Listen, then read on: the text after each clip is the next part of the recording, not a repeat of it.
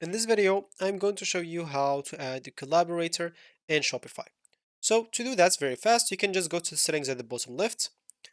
Once you do so, you should find yourself here. Then you can go on this list panel, then click on users and permissions. Once you do so, if you scroll down here a little bit, you'll find collaborators. So now from here, basically you'll be able to add any collaborator that you want.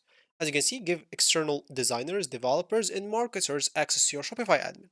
So you can go and choose anyone can send a collaborator request, or only people with a collaborator request code can send a collaborator request. So this, as an example, will give you a code right here. You can always generate a new code as an example. If you shared your previous code with another collaborator that you don't want to collaborate with them anymore because the previous code will not be used. So anyone who has the previous code will not be able to collaborate anymore.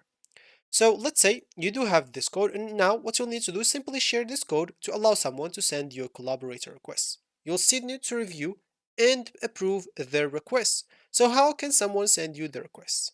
So for them, they will need to go to the Shopify, so Shopify like partner account, and simply, of course, like collaborator, you can just add collaborator like requests.